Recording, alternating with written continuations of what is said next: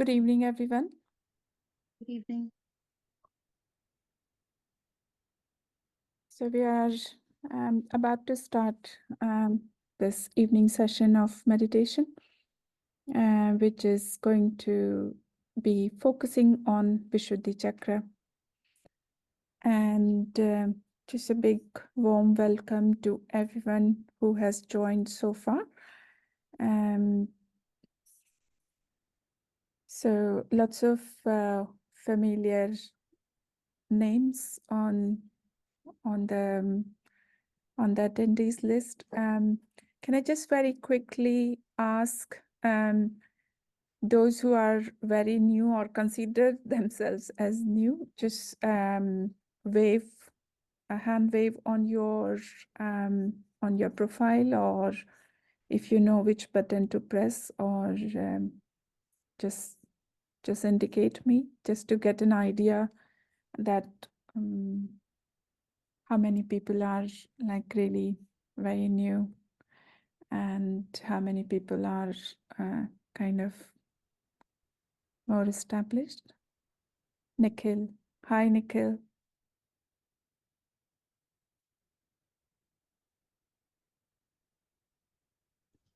Hi, how are you? Sorry. I'm very well, thank you. Thank you, Nikhil. Who else? Just trying to gauge an idea of our group. Okay, there's another number coming up. And Jamie. Nice. Christina. Christina. Hi, Christina. Hi. And A and J, Anuj or Anuja or Angie. A big hello, Anita, and one other race, and nice, very nice. I'm really so happy to see new members whom I have not had chance to meet so far. So once again, yeah, Jamie's saying attending meeting back in there. So I'm sure you have been attending meetings. Hi. And hi, Jamie. No, it's Carla, a new one. Ah, nice. Hi, Carla. A warm welcome. I can't open the camera just to show my face. Don't worry, we will do it Okay. again. But Eccomi. Bye. Hi. Hello. Nice. Welcome. Thank you. You're welcome. Very nice to see all of you. Nikhil is joining after a year. Very nice. So maybe I haven't had chance to meet all of you, but now we know. So great. So I'm sure some of you have been attending and is saying practicing for 4 years. Nice. So I'm sure in doesn't matter how long you have been attending, but Vishuddhi Chakra, which is the focus today, is not something brand new to you. You must have had this session before and must have a prior knowledge to it. So it's not something completely new. So we are going to have these, like we're having a series of sessions on each particular chakra, and today's Vishuddhi Chakra. Hopefully we will be having a couple of more sessions on this in coming weeks. So as we know, Vishuddhi Chakra is really, really important in our evolution on our subtle system. I'm sure we all know that Vishuddhi Chakra is at the throat level, where it is number 5 from the bottom, written here. Yeah, the cursor is moving on there. And there are such beautiful qualities related to Vishuddhi Chakra, which we would explore and learn more. And the most important is imbibe more in our way. If we understand more, then we imbibe more those qualities. So just, the slides will speak a lot about. I don't need to dwell too much upon the, the facts or about it. You would, I'm sure as this slide is saying, location at anatomical level or at physical level, it is connected to the cervical plexus, which is the nerves coming out of our spinal cord in this region. But that's just a gross correlation. And like any other chakra, it has got three aspects: left, right, and center. One thing is very, about the terminology Vishuddhi itself. The term Vishuddhi, or this word, is a Sanskrit language word, and it means pure. But it is more than pure. So Vishuddhi, it is the pronunciation of Vishuddhi is consisted of two. We can break it into two: V-I-V and Shuddh, S-H-U-D-D-H, Shuddh. Vishuddh. And Shuddh word itself means pure. And the prefix V in front of that Shuddh word, it makes it a very special Shuddh. It makes it, it's kind of purest of pure. It has, the Shuddh word itself means pure, means it is pure. But Vishuddha is purest of pure, which has got no mixing of anything. It is the purest form. So this is something to note, the terminology itself. And can we just move on to next slide, Riddhi, please?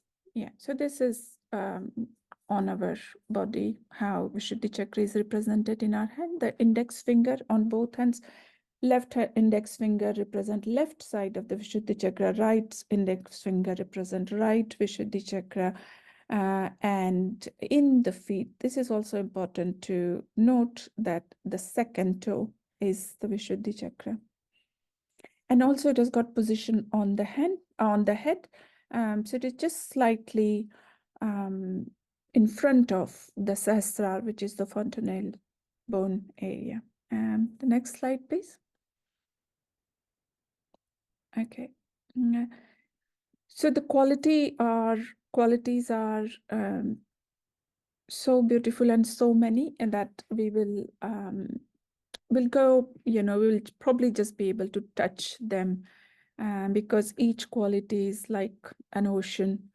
But just at the gross level, the first sentence on the slide says that it regulates the functioning of the ears, nose, throat, neck, teeth, tongue.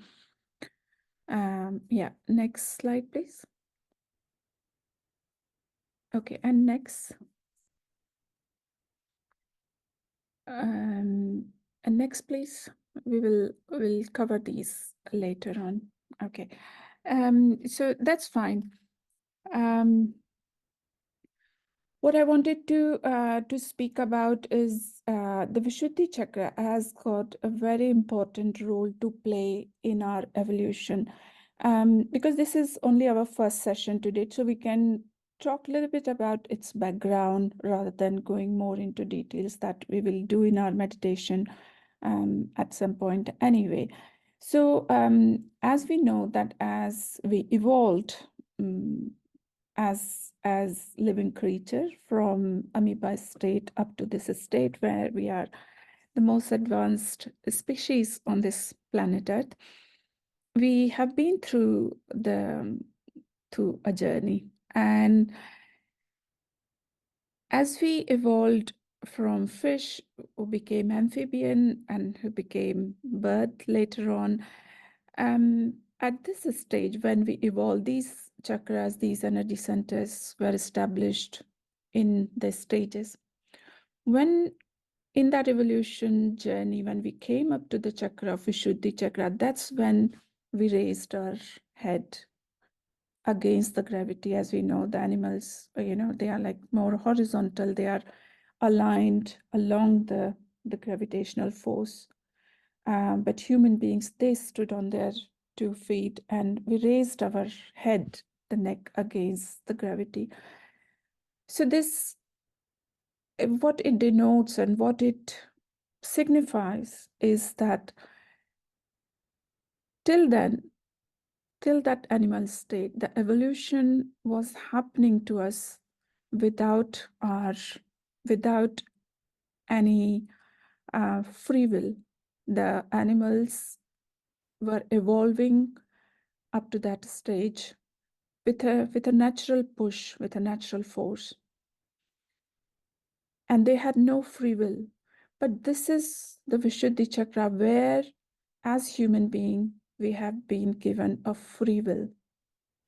A free will is like a key has been given to us to open the further gates or to make our own way. And that is very important for us to understand that this is now our free will.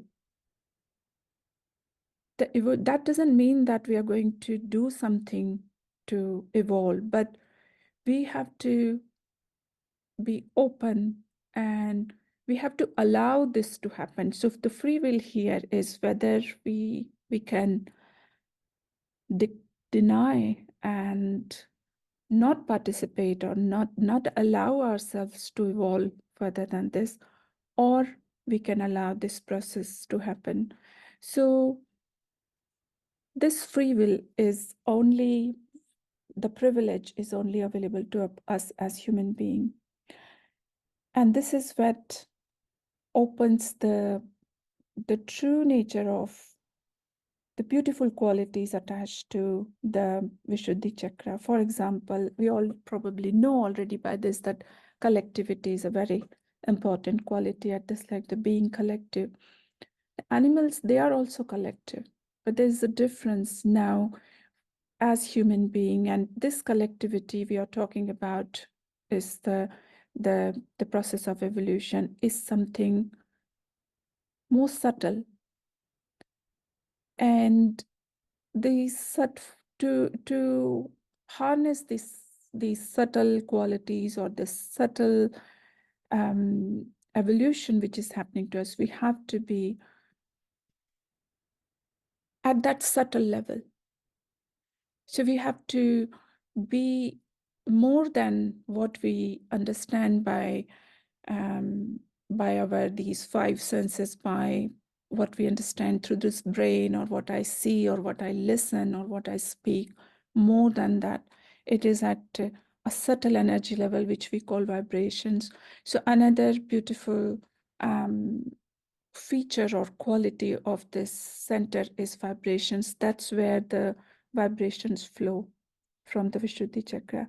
The sensitivity of vibrations is also related to the Vishuddhi Chakra. So why I'm saying this is, during this session,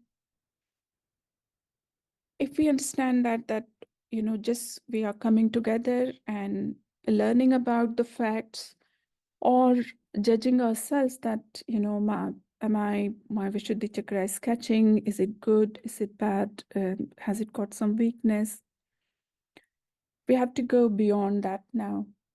And if we are coming together as a group and meditating together, or just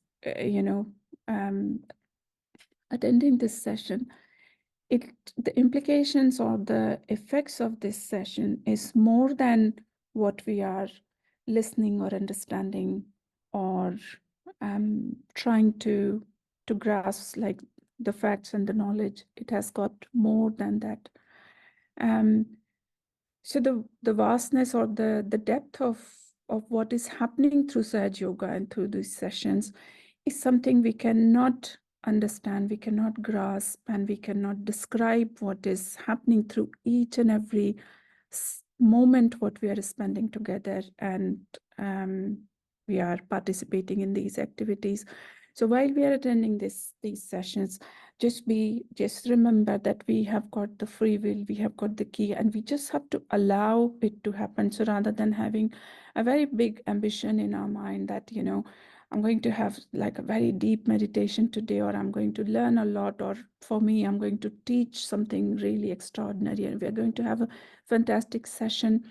No, it is just allowing it to happen, and let it be the will of the God or Mother. Let it happen. Let it be your will. So surrender that free will, allow it to happen. As I just suddenly remember, as I'm saying that it is difficult to describe what happens when we meet together and we meditate together. It is, you can't describe that. And there's a very beautiful couplet in Hindi language. I'm sure people from Indian background would know that. It's a very famous couplet which says that Lali mere lal ki jit dekhun tit lal, mean lali dekhan main gayi, main bhi ho gayi lal.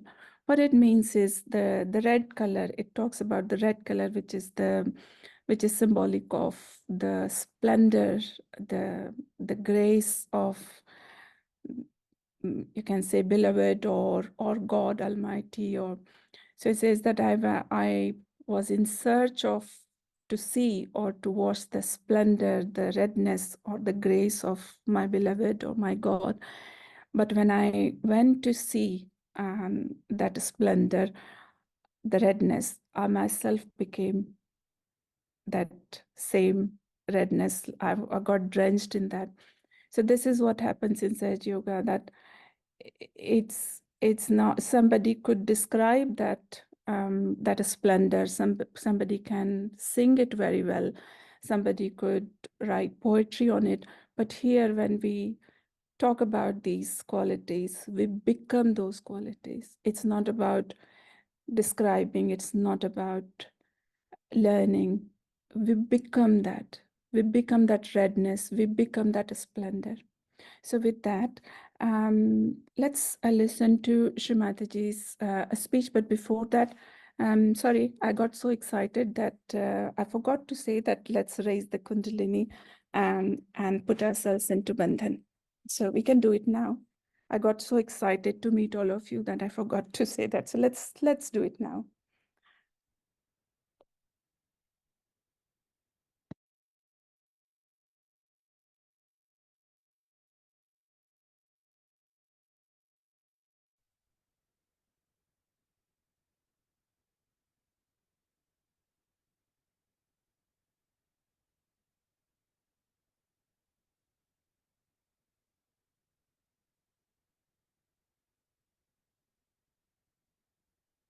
Okay, so can we play Shri Mataji's video, please?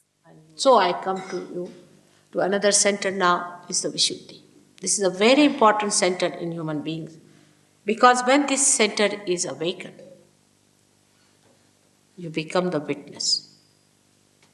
You become the collective. This is the center of the collective being. You become, again I say, you become the collective being when this center is awakened. It's a very important center. And now, as I'm with you, I must tell you about what we suffer from. And what Indians suffer from, or the Eastern people suffer from, is another thing. For example, Eastern people suffer from too much talking, right side Vishuddhi, we call it. And the Western suffer from not talking at all, especially English, they never talk. Actually, you have to pinch them. They never laugh. That's the problem, is they'll just smile, and it's regarded good manners, but this speech sometimes very boring. Now, the left Vishuddhi is a thing which is very much more subtler than what we think of. Is a very funny sort of a situation where you get a left Vishuddhi, and that you get very commonly among the Western people, because they have developed a new sense of guilt. I mean, everybody is guilty. Without going to the courts, without committing any guilt, everybody is guilty all the time. Like a lady, oh, I'm so guilty. What happened? I didn't say thank you to her. So it doesn't matter what is it to be guilty after all. Oh, I'm so guilty. What happened? I spilled some coffee. It's all right, doesn't matter, it can be cleared out. What is there to be guilty? But it is an unknown guilt people have. They don't know why they are guilty. Why they are getting all the time this feeling, oh God, I should not have done it. I should not have done that. What? What guilt? What guilt we can have? And this guilt is a horrifying thing. I have seen start from America, England, Portugal, Spain, Italy, all that, Switzerland, all these places, nothing but left Vishuddhi is the first problem and the last which I have to conquer. One lady got up and she said, Mother, I am guilty because of Vietnam. I said, Vietnam? It's finished long time back now. What are you going to do about it? No, but I'm guilty about it. But why? What are you going to do about it? How are you concerned with it? What is your relationship with it? Why are you guilty? I just feel guilty. I said, it's nonsense. Like that. Everybody has developed this. Now, from where does it come? Let's see the source. The first source comes from Bible, which is very wrongly interpreted, saying that you are a sinner, a born sinner. I mean, absurd. What it means is that you are the one who is only aware of the sins, not the animals. You are the one who is aware of your ignorance, not the animals. You are the one who is aware of your blindness. Others are not. Animals are not. Why? Because within you is developed that I-ness. That I-ness, as I told you yesterday, is developed because of the ego and superego meeting here. Because you raised your head. Because this chakra was to be enlightened.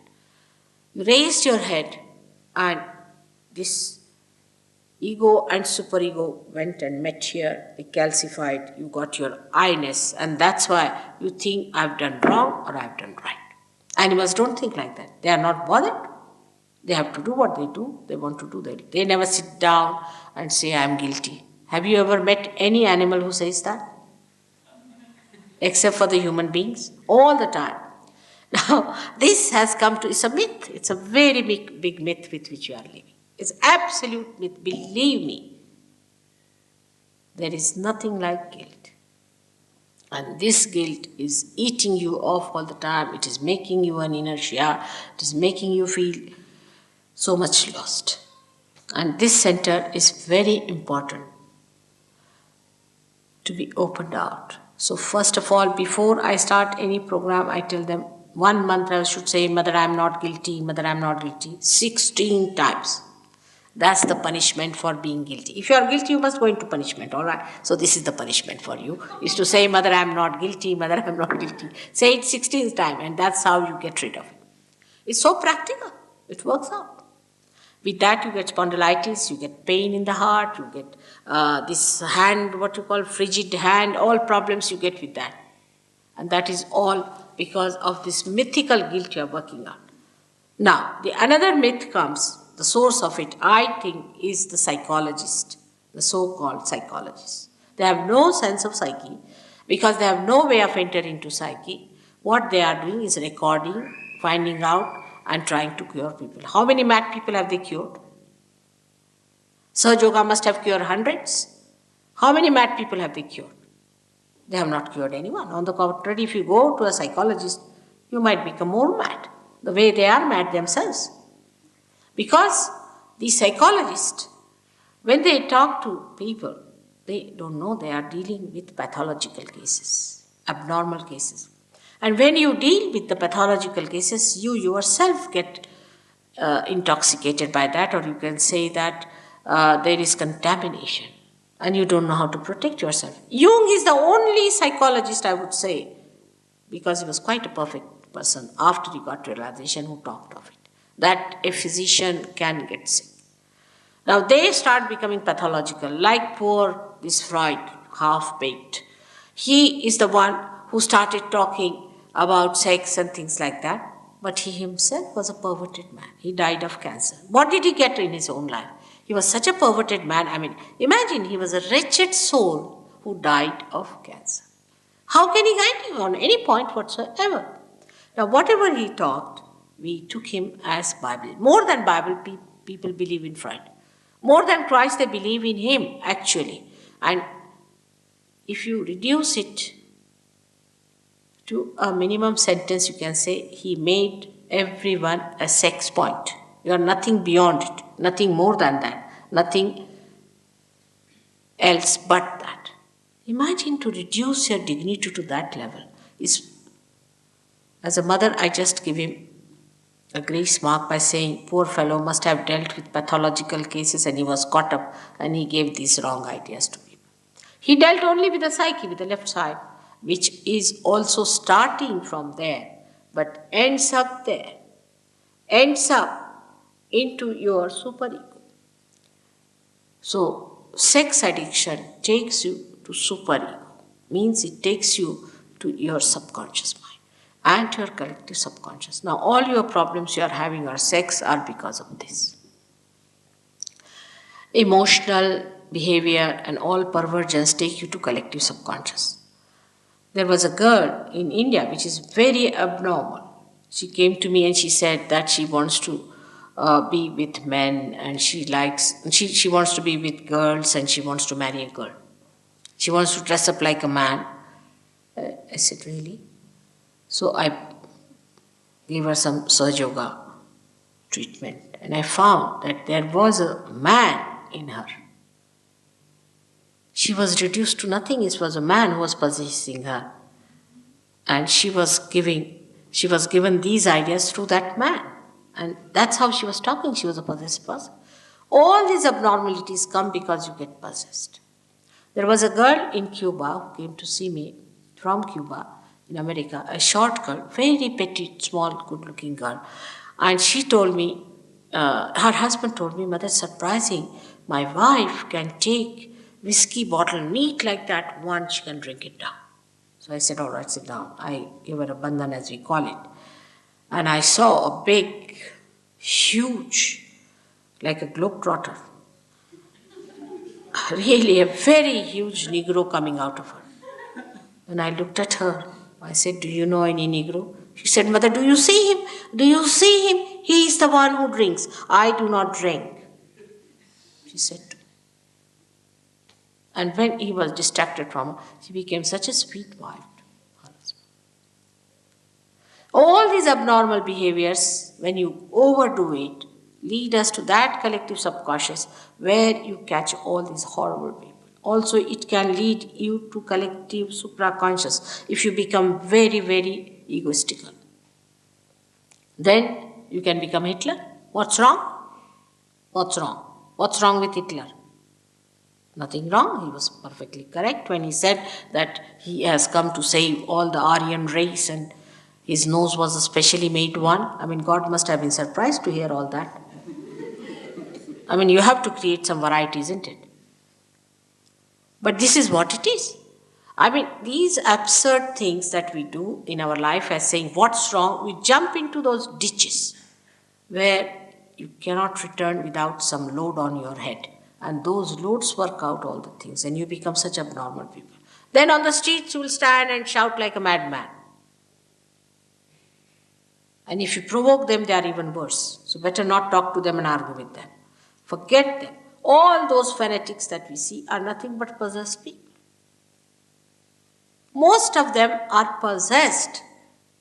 I would say so many of presidents and these despotic people, most of them are possessed. I meet them, I shake hands with them, they shake before me, and I know that they are possessed people.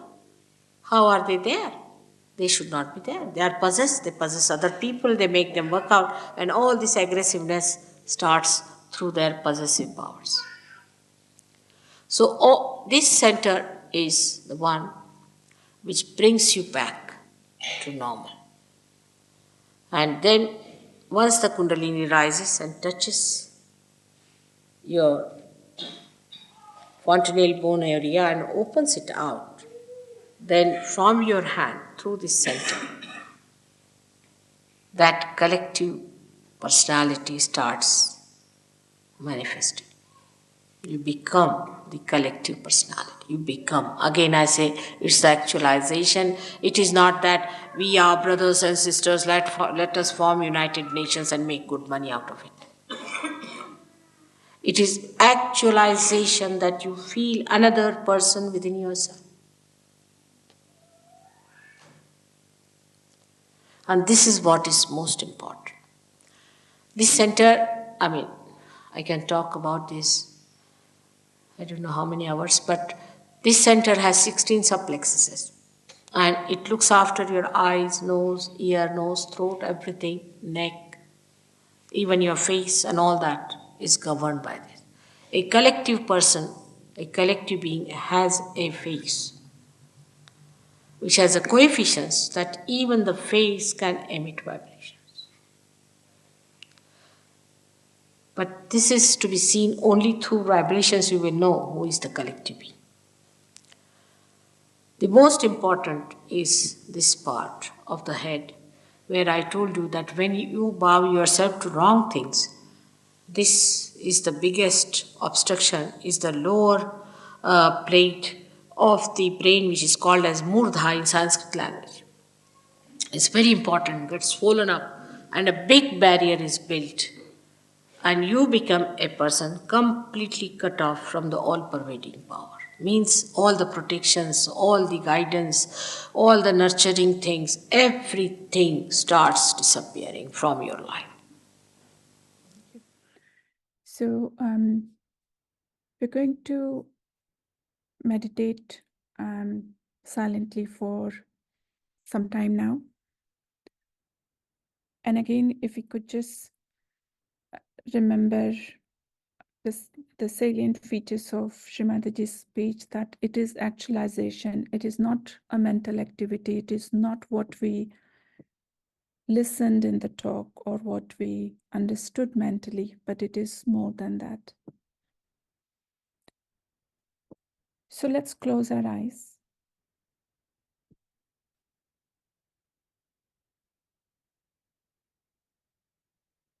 And this is the Vishuddhi Chakra, the breathing,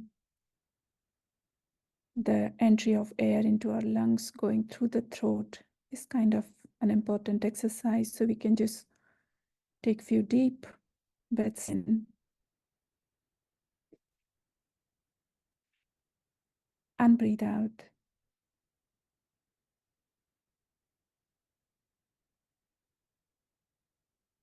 So each time when we breathe in, our attention with the breathing goes through the throat, crossing that Vishuddhi Chakra into our lungs and then into the whole body. And as we breathe out, let the attention rise up to Sahasrara a few times.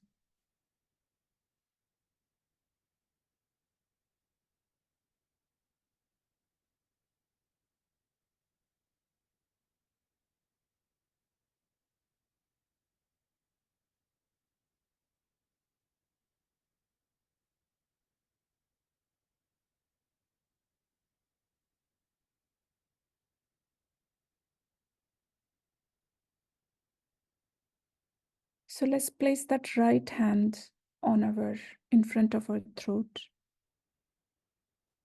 just to physically relate to that gross area where the Vishuddhi Chakra is centered. And just know in our heart that this is where those 16 petals are opening out. When we are in thoughtless awareness, when we are surrendered, because as I said, that free will is with us. We can doubt, we can question, we can think, analyze, or we can allow us to ascend. So in that free will, we say, Mother,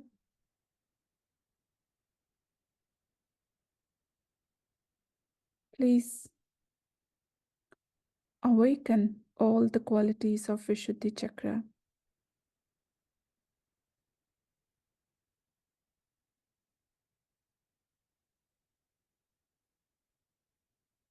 Shri Mataji,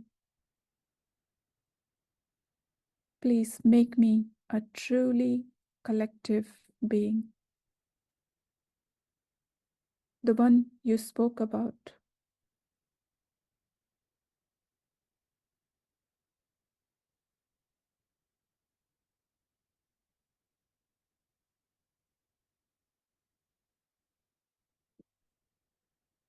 Shri Mataji, please give me that sweet diplomacy,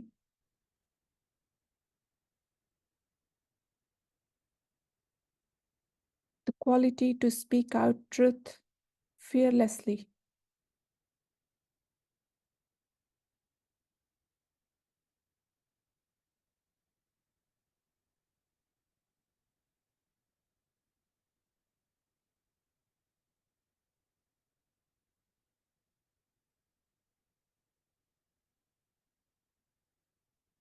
and let me rise or conquer all the weaknesses of guilt, self-pity, or aggression in my communication.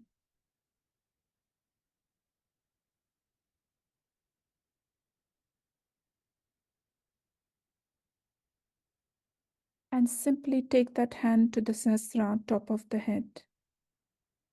Press firmly there.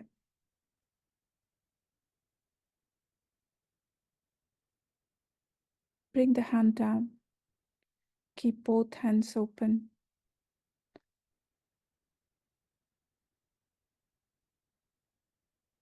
And still breathing in and out.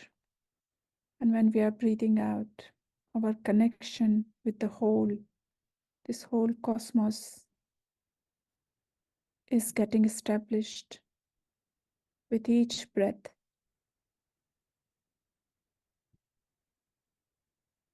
Remain thoughtless.